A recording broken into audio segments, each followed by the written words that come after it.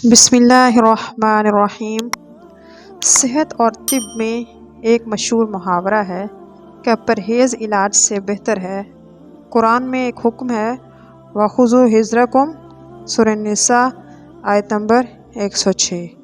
مگر پھر بھی چوکنا رہو، جنگ میں اگر فوج محتاط نہ ہو تو اس کا بہت نقصان ہو جاتا ہے۔ اسی طرح عقل مند لوگ جادو کے سلسلے میں بھی احتیاط برتتے ہیں۔ پرہیز کے سلسلے میں بزرگوں نے کافی تجاویز پیش کی ہیں، ان پر عمل کرنے سے فائدہ پہنچتا ہے۔ سب سے پہلے اپنا عقیدہ ٹھیک کریں کہ مصیبت اور بیماری سب اللہ کے اذن سے آتی ہے، اس لیے اللہ ہی پر توکل کرنا چاہیے۔ اللہ سے دعا کریں، اللہ کے شرعی احکامات کی سختی سے پابندی کریں۔ جو شخص اللہ کے احکامات کو سمجھتا ہے، روزانہ قرآن مجید پڑھتا ہے، جادو اس پر اثر نہیں کرتا۔ اگر جادو متاثر کر بھی لے تو چونکہ یہ نیک شخص ہر وقت ذکر کی حالت میں رہتا ہے، اس لیے جادو کا اثر کم، علاج آسان ہو جاتا ہے۔ گھر، دکان، ذاتی صفائی کا خاص خیال رکھیں۔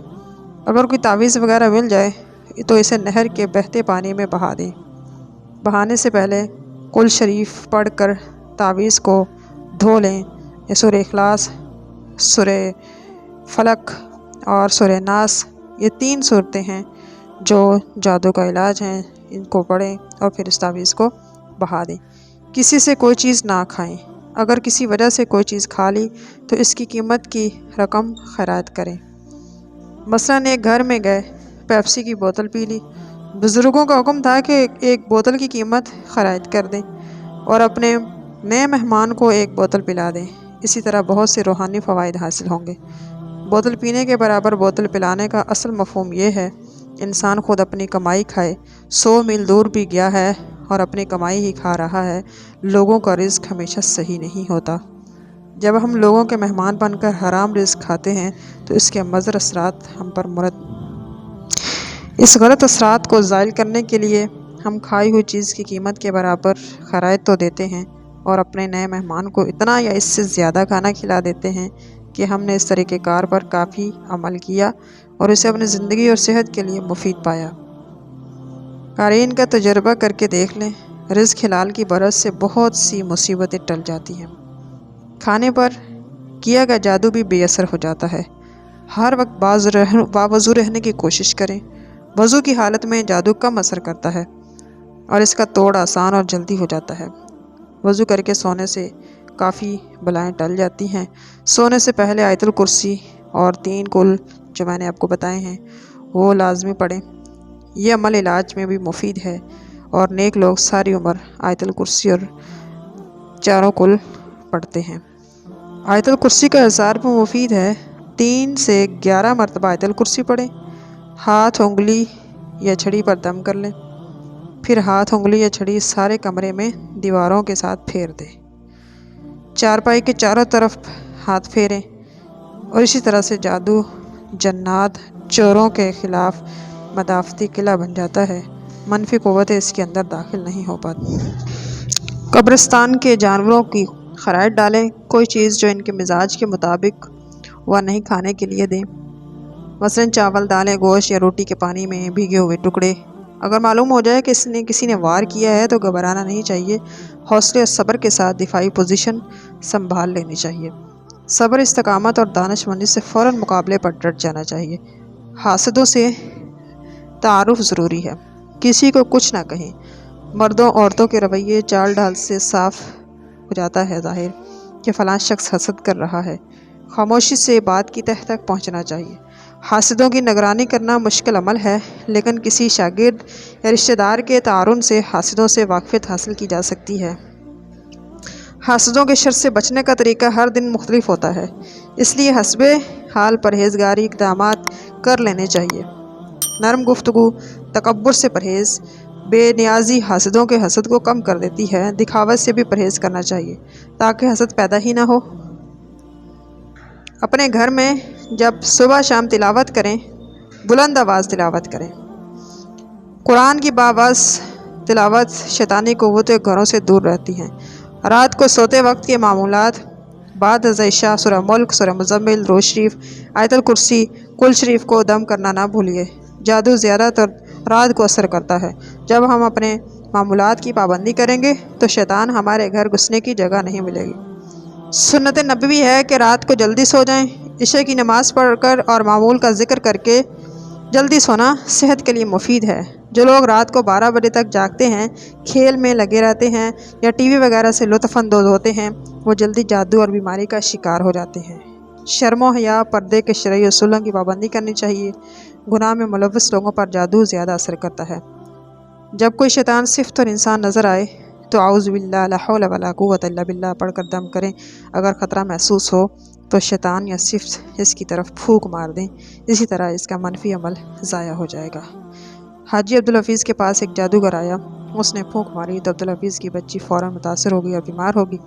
عبدالحفیظ نے جواباً اعوذ باللہ پڑھ کر اسے بھی پھونک مار دی، بچی تو ٹھیک ہوگی مگر جادو کا کافی نقصان ہوا۔ گاؤں چھوڑ کر کسی اور بستی میں چلا گیا۔ یہ شیطان صفت اور انسان اپنے علم کا نیک لوگوں پر تجربہ کرتے ہیں اور یہ دیکھنا چاہتے ہیں کہ اگر یہ شخص اس کا خاندان متاثر ہو گیا تو میرا علم کامل ہے، اس لیے یہ شرارتیں کرتے رہتے ہیں۔ ہم چونکہ دفاعی علم رکھتے ہیں اس لیے ہمیں اپنے دفاع میں چوکنا رہنا ہے۔ دم، پھونک، منتر، جاڑ عربی زبان میں اسے رقیہ کہتے ہیں۔ نبی صلی اللہ علیہ وسلم کو بچھو نے کاٹا، آپ نے کلمات طیبہ پڑھ کر اپنا لعاب دہن اس جگہ پر لگایا جہاں بچھو نے کاٹا تھا۔ حضرت عائشہ رضی اللہ تعالیٰ عنہ سے روایت ہے کہ آپ صلی اللہ علیہ وسلم نے حکم دیا ان تستریقی من العین، ہم نظریں لگ جانے سے دم کروا لیں۔ حضرت جابر رضی اللہ تعالیٰ عنہ کہتے ہیں کہ رسول اللہ صلی اللہ علیہ وسلم نے منتر افسوس سے منع فرمایا۔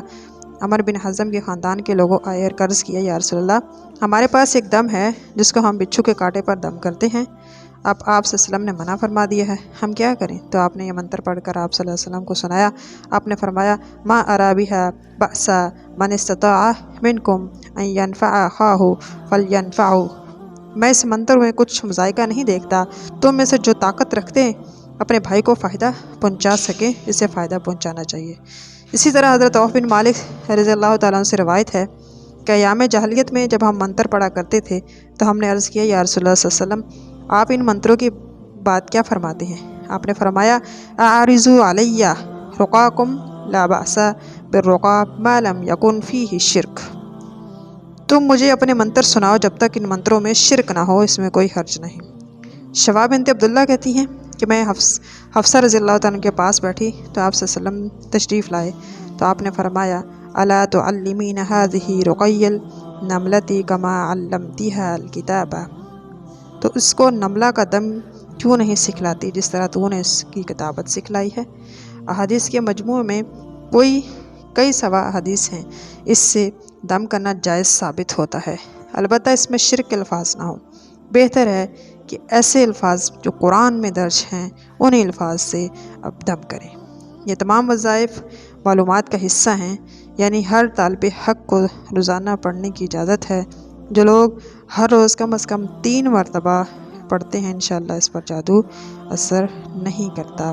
سورہ فاتحہ ہے، باوضو ہو سب سے پہلے، اس کے بعد پڑھیں اعوذ باللہ من الشیطان الرجیم، میں شیطان مردود کے مقابلے میں پناہ مانگتی ہوں، لا حول ولا قوت الا باللہ لا ملجأ من اللہ الا الیہ۔ اقتدار اور قوت اللہ کے سوا کسی کے پاس نہیں، اللہ کے علاوہ کوئی پناہ گاہ نہیں۔ اعوذ بعزت اللہ وقدرتہ من شر ما اجد واحاذر، میں اللہ کے غلبے اور قدرت کی پناہ مانگتی ہوں ہر اس شر سے جو میں پاتی ہوں جسے ملنے کا مجھے خطرہ ہے۔ چاروں کل پڑھ کر سوتے وقت سارے جسم پر دم کر لیں۔ آیت الکرسی پڑھ کر سوئیں۔ آیت الکرسی 3 سے 11 دفعہ پڑھ کر حصار بنا لیں۔ سورہ بقرہ کا آخری رکوع کثرت سے پڑھیں، مریض کو دم کریں۔ سورہ فاتحہ 41 دفعہ، فجر کی سنتوں اور فرض کے درمیانی وقفے میں پڑھ کر پانی پر دم کر لیں اور مریض کو پانی پلا دیں۔ قل ربی اعوذ بک من ہمزات الشیطان واعوذ بک ربی ان یحضرون، سورہ مومنون آیت نمبر 97 سے 98۔ دعا کرو کہ پروردگار، میں شیاطین کی اکساہٹوں سے تیری پناہ مانگتی ہوں، بلکہ میرے پروردگار میں نے تو اس سے بھی تیری پناہ مانگتی ہوں کہ وہ میرے پاس آئیں، پاکیزگی افکار، جسم و لباس کی طہارت کا خاص خیال رکھیں، برے لوگوں، گندے خیالات، افراد والے لوگوں کے پاس نہ بیٹھیں۔ سورہ بقرہ 41 مرتبہ پڑھ کر خود بھی دم کریں اور سارے گھر والے کے پانی پلائیں، اور گھر میں چھینٹیں بھی ماریں، اور اپنے گھر، دکان، کاروبار میں بھی اگر کوئی ایسا مسئلہ ہو وہاں سورہ بقرہ لازمی سنیں۔ اگر پڑھ نہیں سکتے تو اپنے گھر میں اس کی تلاوت لگائیں، دکان ہے وہاں پر تلاوت لگائیں، تو جادو کا اثر انشاءاللہ ختم ہو جائے گا۔ صدق اللہ العظیم۔ ہماری ویڈیو اچھی لگے اس کو لائک کریں، چینل کو سبسکرائب کریں تاکہ آنے والی ویڈیو کا نوٹیفیکیشن آپ کو مل سکے۔ انشاءاللہ کل ملتے ہیں ایک اور نئی ویڈیو کے ساتھ۔ اللہ حافظ۔